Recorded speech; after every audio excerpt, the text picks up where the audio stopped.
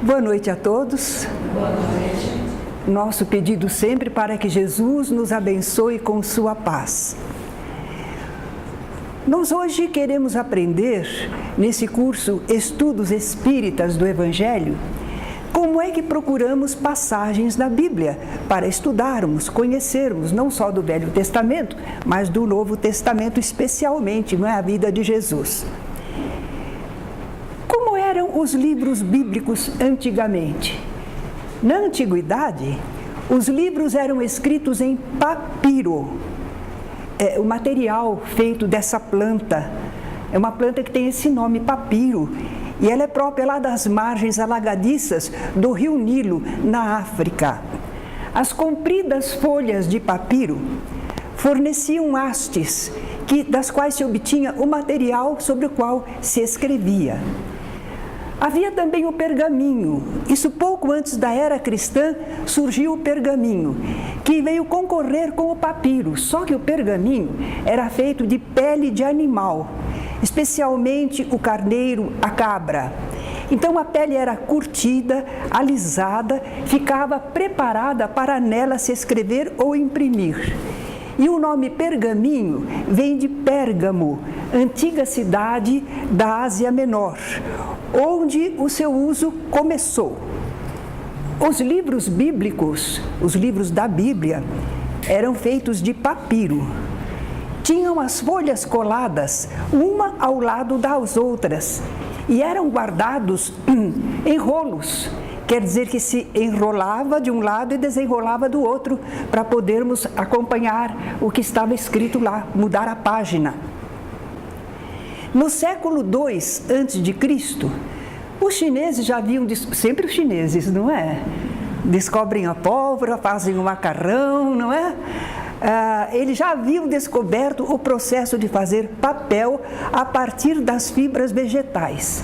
E quando esse material foi introduzido na Europa, então a Bíblia passou a ser uma coleção de livros manuscritos, escritos à mão, em papel. Cerca de 1436, alguns dizem que mais, numa cidade alemã, Mogúncia, parece que atualmente é Mainz, o impressor Gutenberg, o nosso conhecido Gutenberg, inventou a imprensa. A gente costuma falar assim, mas não foi bem isso, não. Ele aperfeiçoou o prelo que já existia, o material do impressor. E ele inventou sim a tipografia, porque ele é que fez os caracteres móveis com os quais podemos formar as palavras e imprimir. Esse progresso na imprensa veio a permitir que fossem impressos numerosos exemplares de um mesmo livro. Não era cópia à mão mais, mas podia-se imprimir um livro quantas vezes fosse necessário. Então, essa invenção da imprensa deu em todo o mundo culto um impulso considerável para fabricar o papel. O papel agora se tornou necessário e contribuiu para a divulgação da Bíblia. Que coisa extraordinária, claro! Foi lá na Alemanha, e foi lá na Alemanha também que surgiu Martinho Lutero, protestando contra uma série de atividades que ele achava que na Igreja Católica não estava bem. E quando ele fez essa reforma, a reforma protestante, ele queria que o povo tivesse acesso à Bíblia, aos ensinamentos da Bíblia, que não ficasse dependente dos sacerdotes. Então ele traduziu a Bíblia para o alemão e permitiu então que o povo alemão pudesse ler a Bíblia. Nós dizemos assim, que é isso? Bíblia existe por toda parte agora, mas não era bem assim, não é? No Brasil de antigamente, sabe quem é que podia ler a Bíblia? Só o clero católico e as pessoas que esse clero autorizasse. Eurípides Barçanufo, em 1903, recebeu uma Bíblia de presente de um sacerdote lá de Sacramento, porque ele era um jovem católico, atuante, intelectual, jornalista. Então, esse sacerdote achou que Eurípides Barçanufo tinha condições para ler a Bíblia, mas o povo não conhecia a Bíblia, não tinha acesso a ela. Quer dizer que começamos com Martinho Lutero a ter essa liberdade de consultar a Bíblia. Em português demorou bastante, não é? Bem, a Bíblia recebeu divisões internas. Nós hoje conhecemos a Bíblia assim. Mas no começo não era dessa maneira, não. Os escritos eram uns em seguida aos outros. Não traziam quaisquer divisões ou indicações que facilitassem a leitura ou a pesquisa. Os fatos eram narrados em sequência. Quem conhece o livro de Ata? No livro de Ata não pode ter espaço, não é? A gente ocupa tudo. É em sequência. Assim eram os livros escritos, inclusive para aproveitar o papel, não é? Que é muito caro.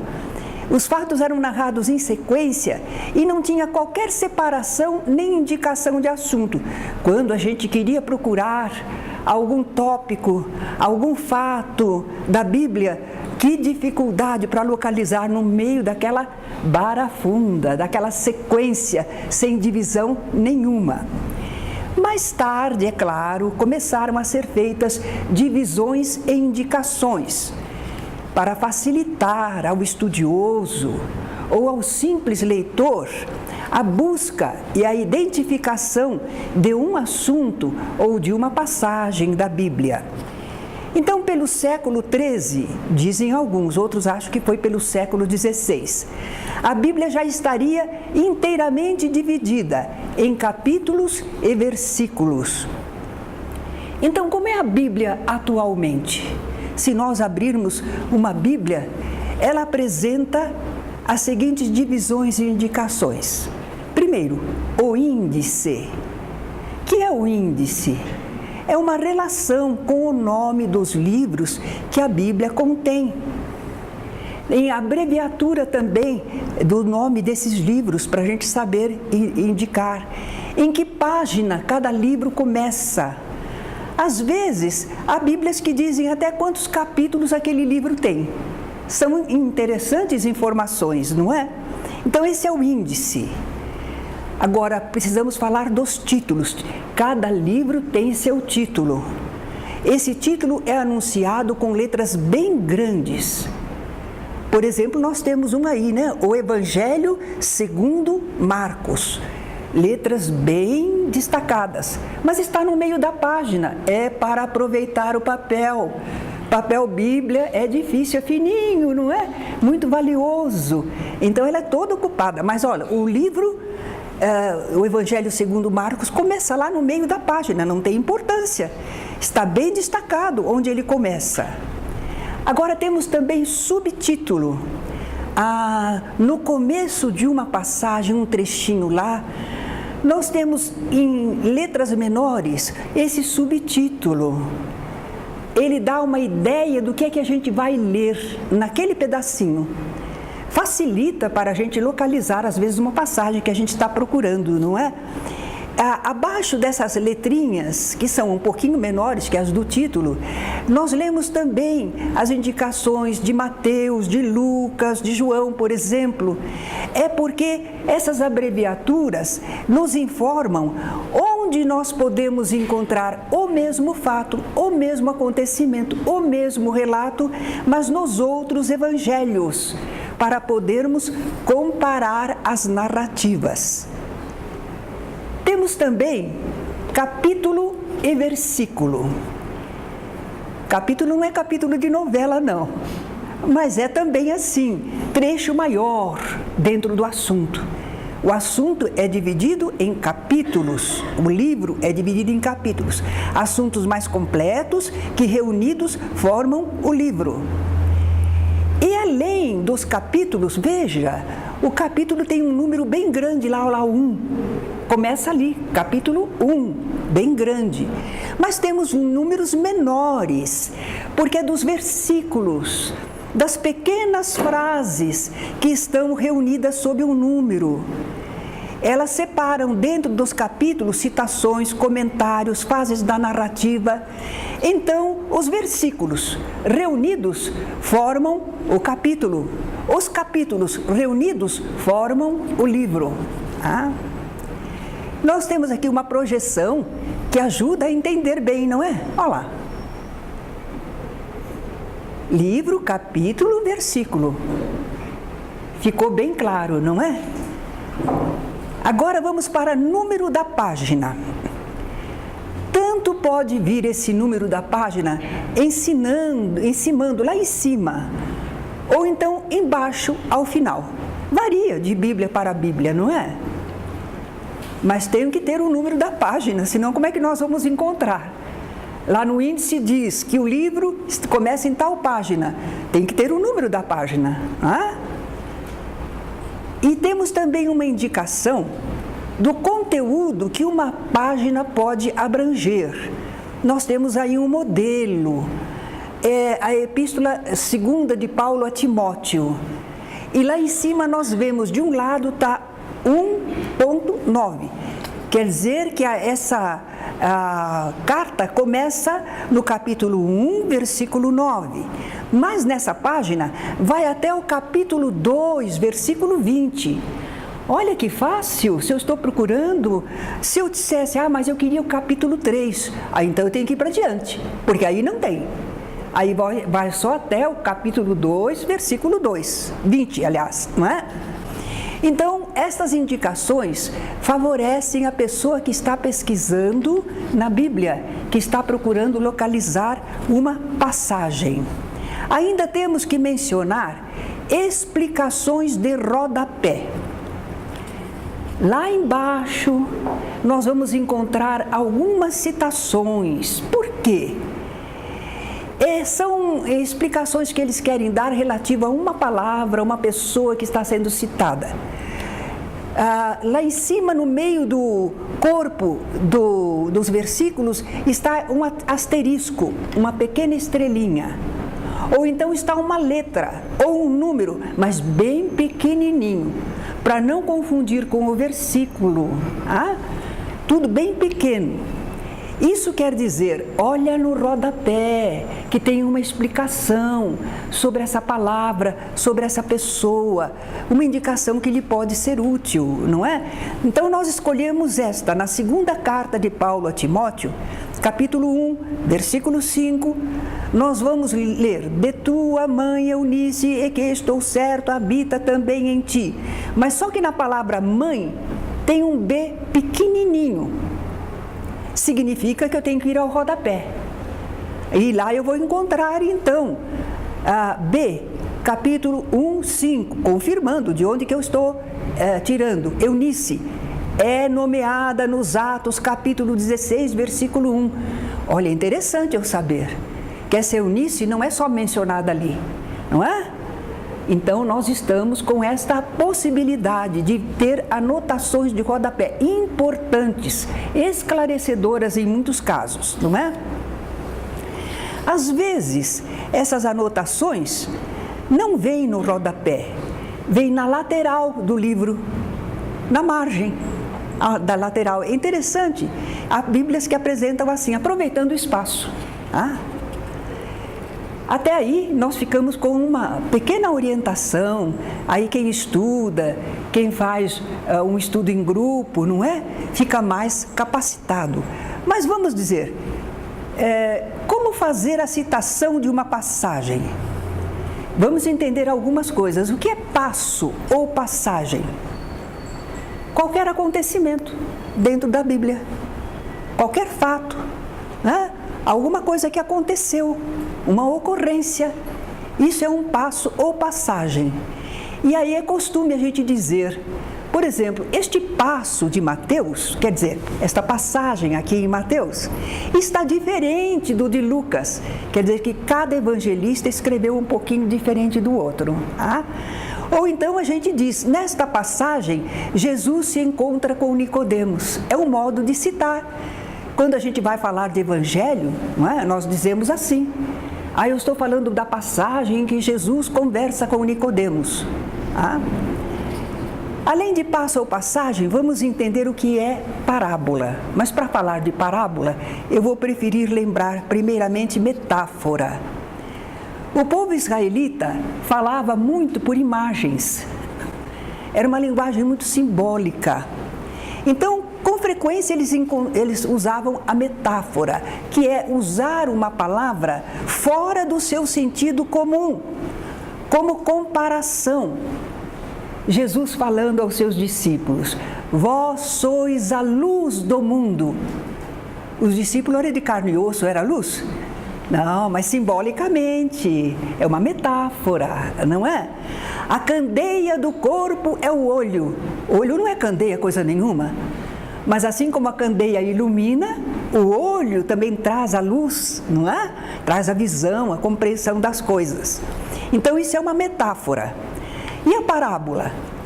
A parábola é diferente porque ela não é uma simples palavra. Ela é uma narrativa inteira. E ela é uma narrativa fictícia. Ela não é um acontecimento. Não é uma coisa que aconteceu. É uma história, não é?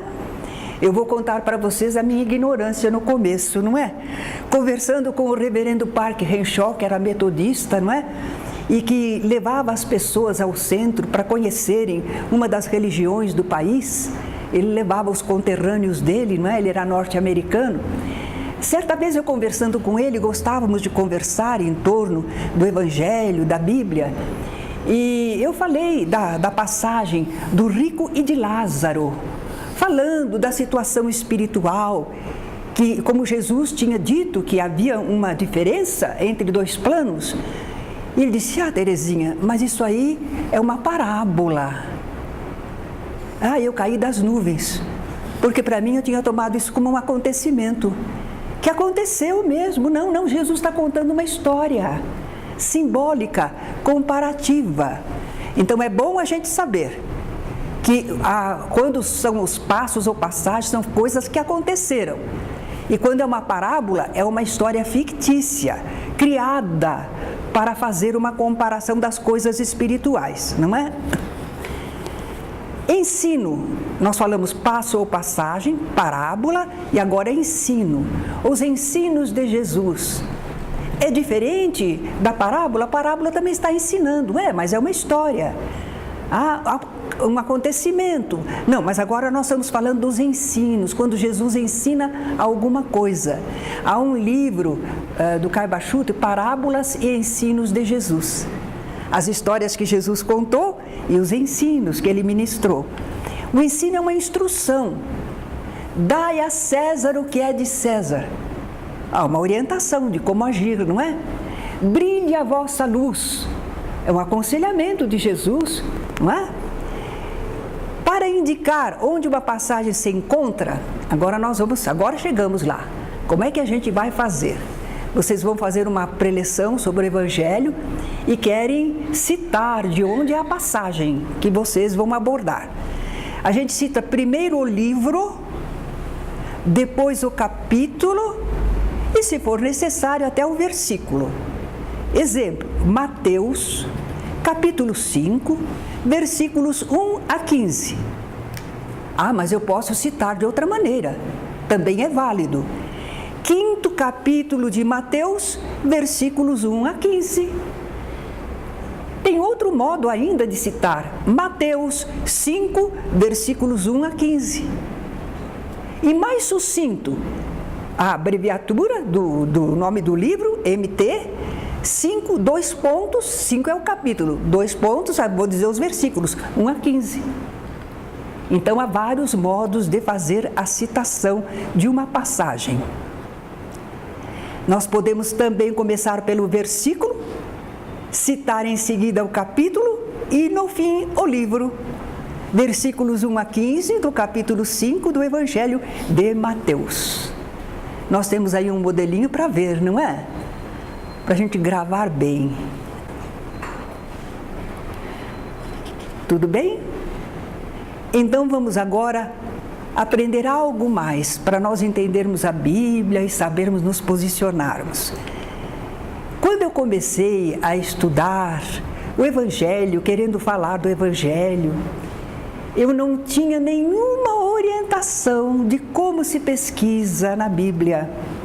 Tadinha de mim.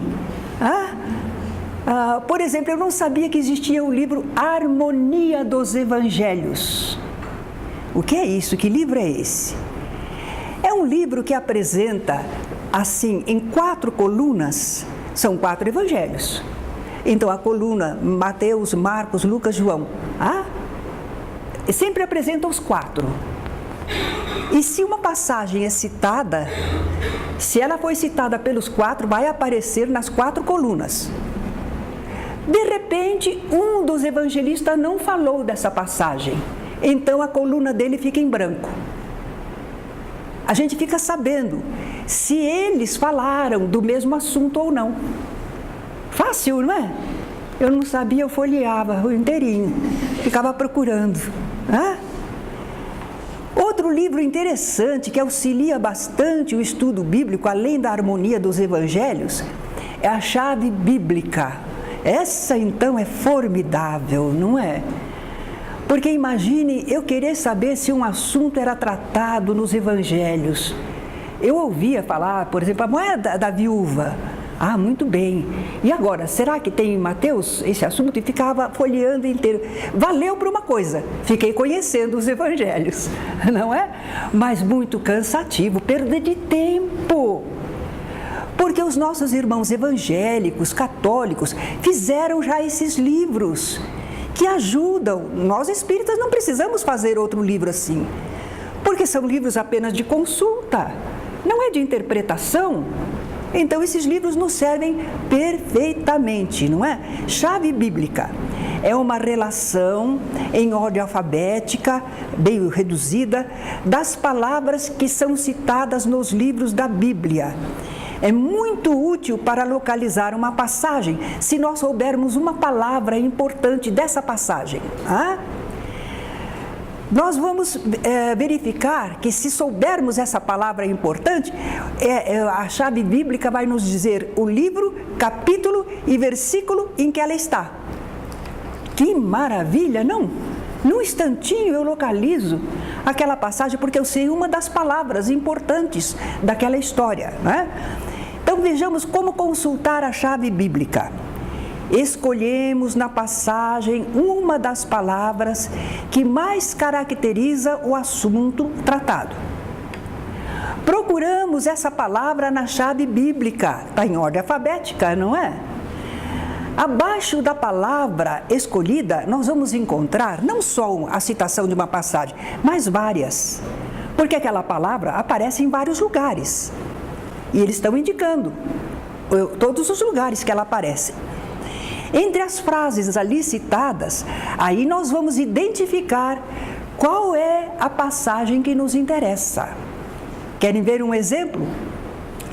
Na Bíblia, a parábola do bom samaritano. Onde será que está? Qual é a palavra importante aí? Bom, Jesus falou do sacerdote, do levita, do samaritano e de salteadores. Não, mas o mais importante aí é samaritano. Então, nós fomos lá na palavra samaritano. E encontramos tudo isso.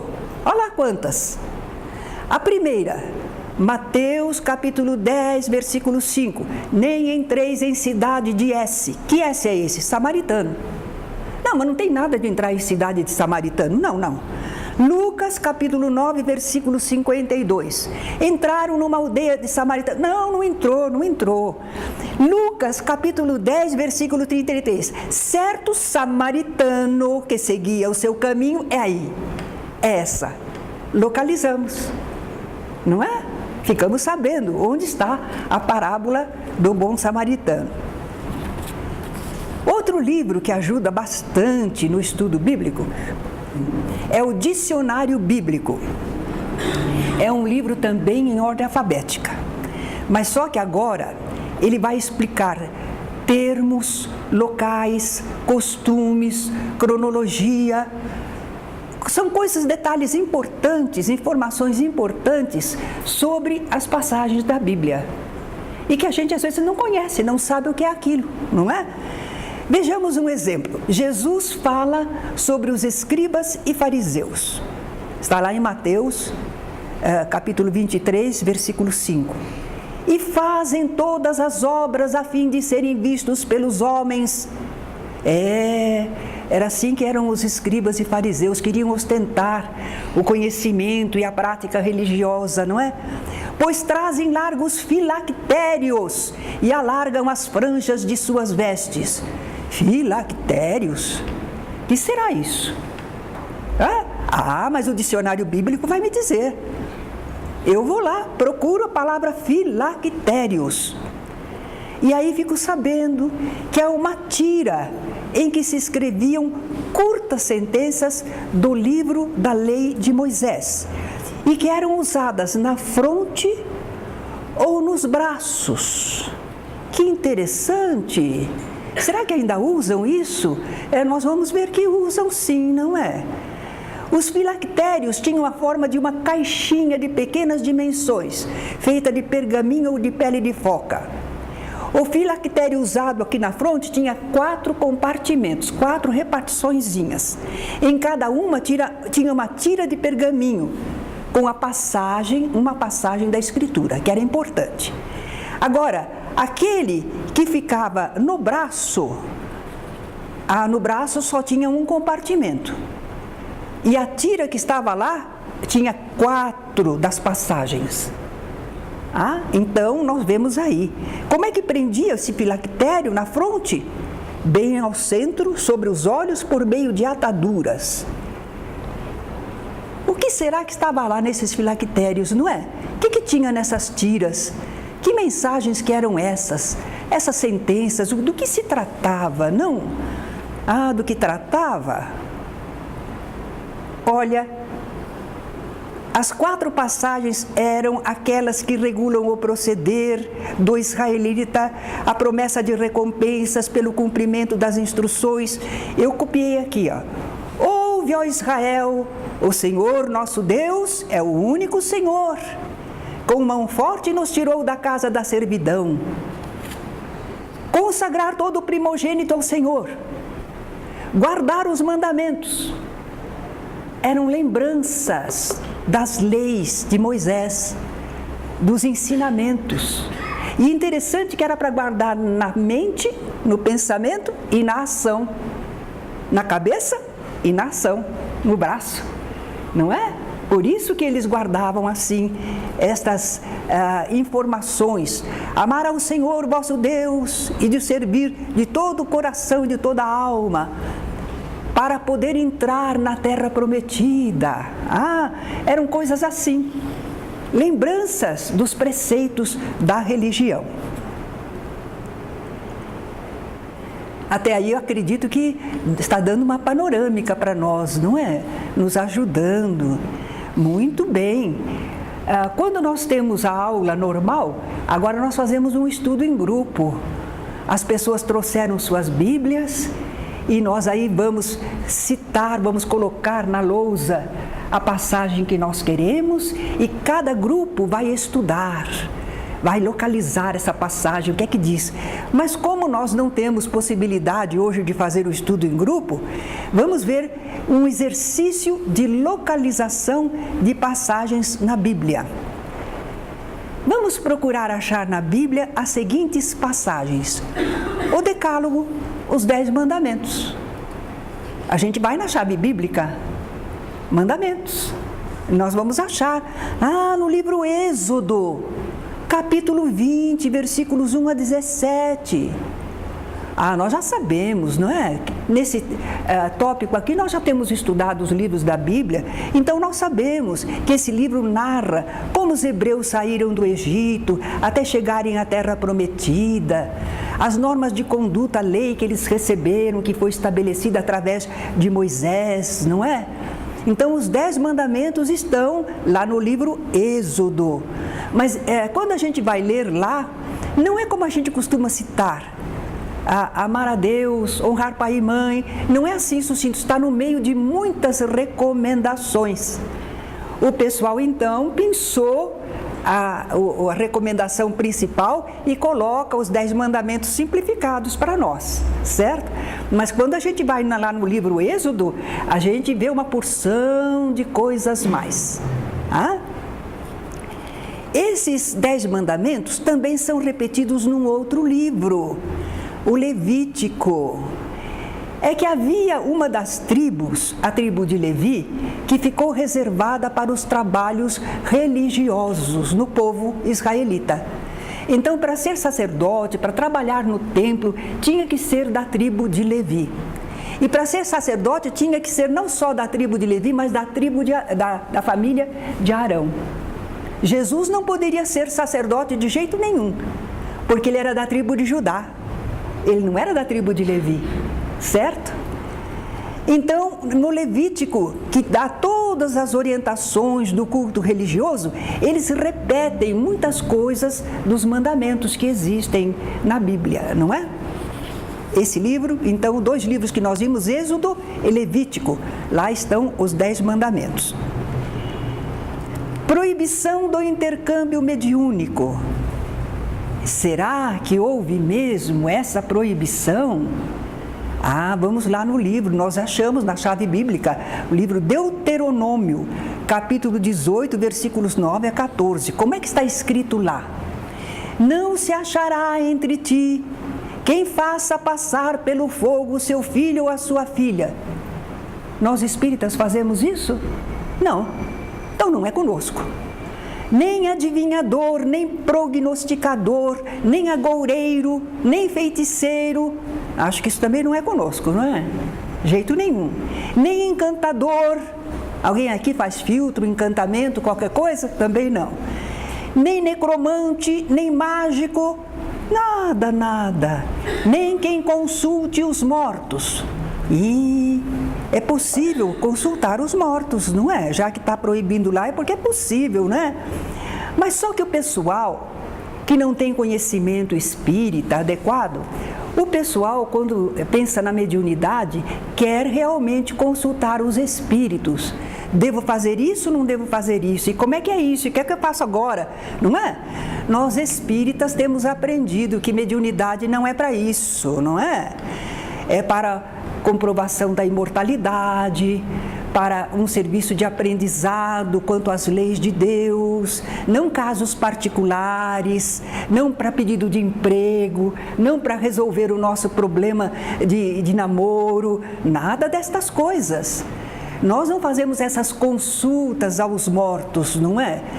Nós aprendemos sobre a imortalidade, a justiça divina, a recuperação, que os espíritos não estão condenados para sempre. E nós aprendemos que progredimos, que é possível melhorar, recuperar.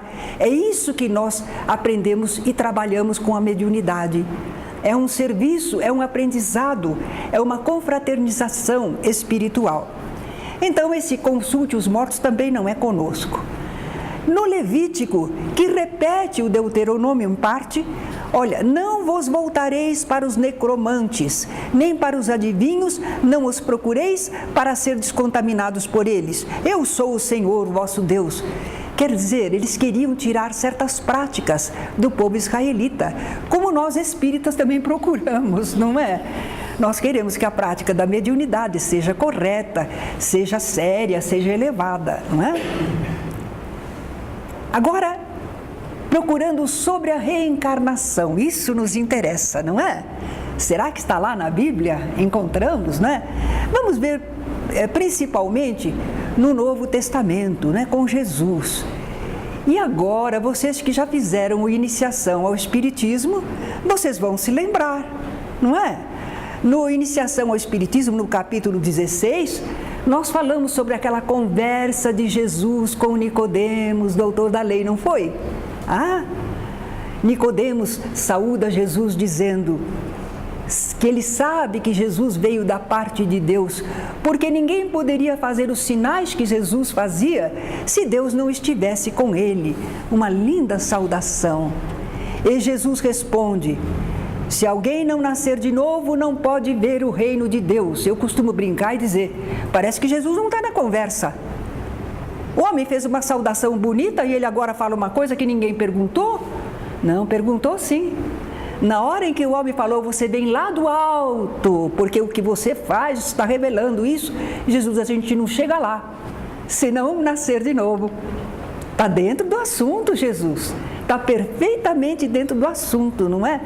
E aí Jesus esclarece: nascer da água é o campo material e nascer do Espírito é a renovação, a reencarnação. E ele se admira que Nicodemos não saiba essas coisas, porque a reencarnação era conhecida entre os doutos, está lá inclusive no Velho Testamento também, não é? Então essa passagem vocês têm no livro Iniciação ao Espiritismo, podem consultar melhor. Ainda sobre reencarnação, agora são afirmativas de Jesus dizendo que João Batista é Elias de volta, é Elias reencarnado. Numa passagem, Jesus pergunta ao povo: o que vocês vieram a ver aqui no deserto? Porque João pregava lá no ermo, né? Numa região meio deserta, sem a habitação de pessoas. O que vocês vieram aqui ao deserto para ver? Um caniço agitado pelo vento? Claro que não. João Batista era alguém firme, tinha opinião definida. Não era um caniço agitado pelo vento, que vai para cá e para lá. Não, não é? O que vocês vieram ver aqui? Um homem bem vestido, de roupas finas. Quem está vestido assim está lá nos palácios, disse Jesus. Porque João, como é que ele se vestia, o João Batista? Com uma pele de camelo, amarrada com um cinto de couro, não é? Então, não tinha veste fina. Mas o que vocês vieram ver? Um profeta, um porta-voz. Aí Jesus confirma: sim, e muito mais. Porque aí Jesus lembra que João Batista é o precursor. Esse é aquele de quem foi falado, que envia o anjo adiante do Messias, não é? Então Jesus faz a afirmativa de João o Batista como um porta-voz divino. E aí no finalzinho ele vai concluir assim: se quereis dar crédito, ele mesmo é Elias que estava para vir.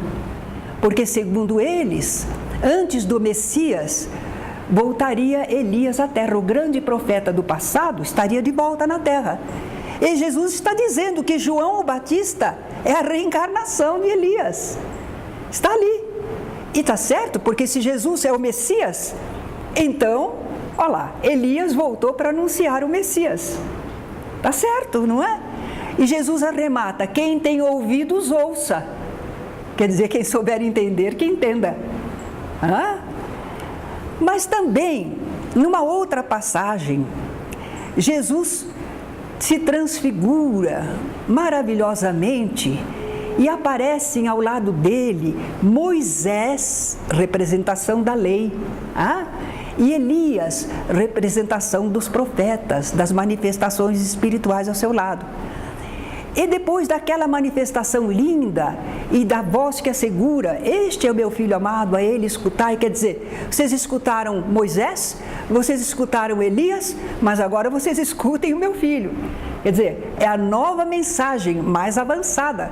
Deixa o resto lá para trás, não é? E depois dessa passagem, os discípulos ficaram, vamos brincar um pouquinho, com a pulga atrás da orelha. Por quê? Eles foram perguntar para Jesus: por que dizem os escribas ser necessário que Elias venha primeiro? Era o que constava, que antes do Messias, Elias estaria de volta. Então eles estão admirados, porque eles viram que Elias está no mundo espiritual. Eles acabaram de ver Elias, então Elias não veio. E como é que Jesus, se é o Messias, está ali? A pergunta deles procede, não é? Jesus responde: Elias já veio e não o reconheceram. Eu acho que esperavam o mesmo corpo. O corpo é outro, não é? Antes fizeram com ele tudo quanto quiseram, porque a essa altura João Batista tinha sido decapitado. Assim também o Filho do Homem há de padecer nas mãos deles. Jesus falou isso e agora o Evangelho diz assim: então os discípulos entenderam que lhes falara a respeito de João Batista. Mas é para entender mesmo, não é? Quem é que veio antes de Jesus? João Batista. Quem é que foi maltratado, decapitado? João Batista. Então é ele, o Elias que tinha de vir, não é? Algumas pessoas querem entender que veio alguém no espírito de Elias. Não, é o mesmo Elias que estava de volta, não é? Jesus é ele mesmo, o Elias que tinha de vir. Jesus não disse, é ele, o Elias que tinha de vir, um Elias que tinha de vir. Jesus pôs o ipse, ele mesmo. Bem, a outra passagem que interessa demais aos espíritas, e a gente precisa localizar, estudar e conhecer, porque é a confirmação que está no Evangelho sobre a nossa doutrina. Jesus promete um Consolador, está no Evangelho de João. Este assunto já foi examinado no próprio livro que nós estamos estudando, só que no capítulo 26. Esse livro, Estudos Espíritas do Evangelho, no capítulo 26, trata desse assunto. Jesus estava se despedindo dos discípulos. Tenho ainda muito que vos dizer, mas vós não o podeis suportar agora.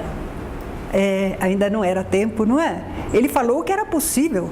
Mesmo assim, eles tinham dificuldade de entender tudo, não é? Mas ele não vai deixá-los órfãos.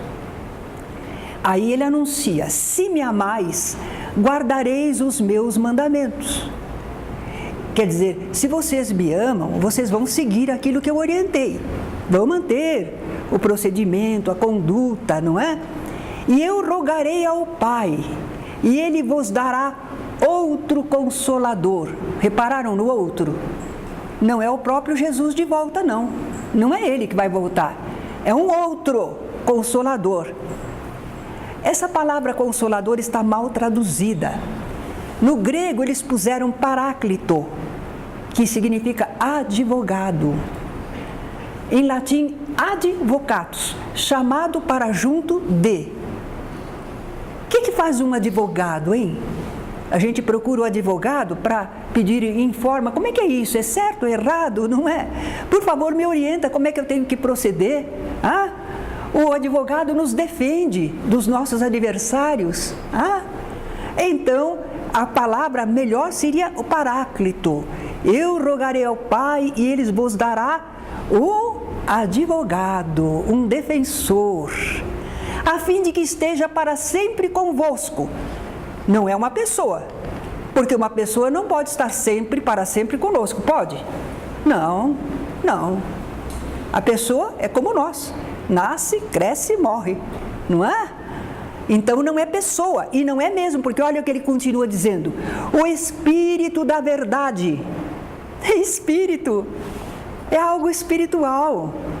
E olha, se é da verdade, é porque é sincero, é verdadeiro, não é mentiroso. Que o mundo não pode receber. Por que será que o mundo não pode receber o Espírito da verdade? Porque não o vê nem o conhece. É o desconhecimento da vida espiritual. As pessoas não aceitam, não entendem, não é? Não vejo, eu não toco, então eu também não sei o que é isso. Não existe, não é? Vós o conheceis. Jesus está falando para os discípulos. Eles conheciam, sim, porque Ele habita convosco e estará em vós. Eles já praticavam um intercâmbio mediúnico. Eles já estavam nesse intercâmbio mediúnico, eles bem sabiam. Ainda, nesse Evangelho de João, num outro trechinho, mas o Consolador, ou o advogado, o Espírito Santo, a gente já sabe que quando era só a palavra Espírito, causava confusão, Espírito bom, Espírito mau. E entenderam de pôr a palavra Santo ao lado de Espírito, quando era Espírito bom, não é? Então, esse Consolador, esse advogado, defensor, bom espírito, porque os espíritos elevados, eles possuem uma moral maravilhosa, não é? A quem o Pai enviará em meu nome, esse vos ensinará todas as coisas. É o que os espíritos têm feito, não é? Trouxeram para Kardec e continuam trazendo para todos nós ensinamentos sobre as coisas todas que Jesus queria, mas não pôde dizer antes, porque não era a época, não é? E vos fará lembrar de tudo o que vos tenho dito. Claro, eles anunciam muitas coisas novas, mas confirmam tudo que Jesus falou também. Muita coisa que não foi entendida, ficou esquecida, foi deturpada, os Espíritos corrigem, esclarecem, não é? Jesus disse ainda nessa ocasião: convém-vos que eu vá. Eles estavam tristes porque Jesus estava anunciando a partida, né? Convém-vos que eu vá, porque se eu não for, o Consolador não virá para vós outros. É claro, enquanto Jesus estava ali, não precisava vir ninguém defender os apóstolos, orientar os apóstolos. Jesus fazia tudo, não fazia? Mas Jesus partindo para o mundo espiritual, aí vem os mensageiros dele. Ele roga a Deus e vem os mensageiros nos ensinar. Se porém eu for, eu vou-lo enviarei. Eis aí, não é? Essa passagem linda da promessa de um Consolador. Por isso que a gente costuma dizer que o Espiritismo é o Consolador prometido por Jesus. Porque são esses Espíritos que, em nome de Jesus, voltam, não é?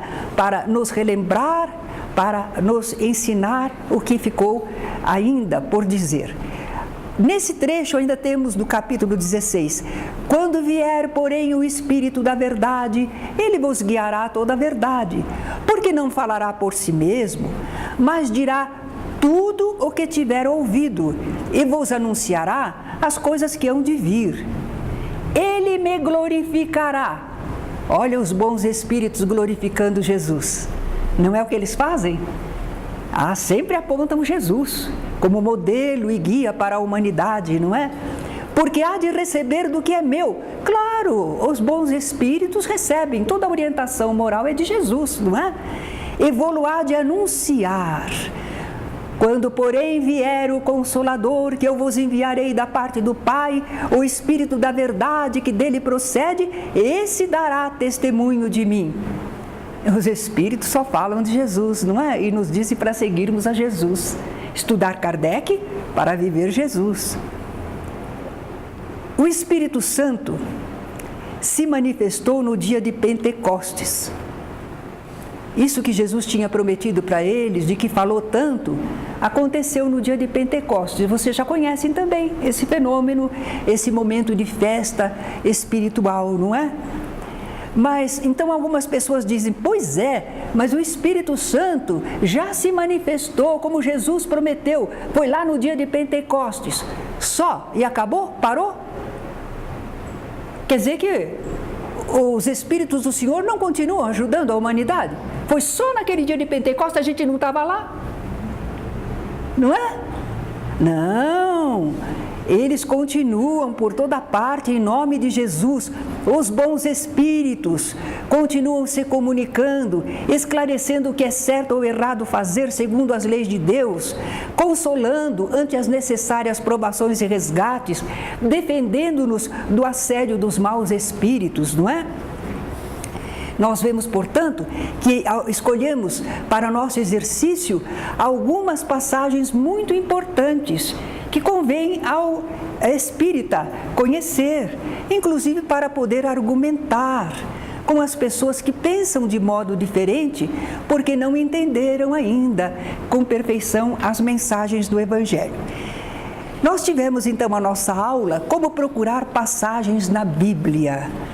Eu acredito que todo espírita precisaria ter uma oportunidade assim, de conhecer esses livros auxiliares do Evangelho, como é a constituição da Bíblia, como fazer para procurar uma passagem e aprender a localizá-las, porque aí quando localizarmos as passagens do Evangelho, nós temos a explicação espírita. Nós temos o Espírito da verdade conosco, não é?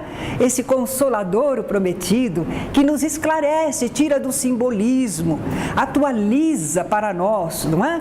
Diz todas as verdades mais avançadas. Eis como nós encaramos o Consolador prometido. Naturalmente podemos conservar essa expressão que já é tradicional, não é? Porque realmente os bons espíritos também nos consolam muito. O Espiritismo é uma doutrina consoladora, mas ele não é só consolador, ele é de verdade. São verdades consoladoras, não é? De forma que eu espero que tenhamos oferecido a vocês uma contribuição para facilitar o conhecimento da Bíblia e como procurar passagens dentro dela. Que o Senhor a todos nos abençoe.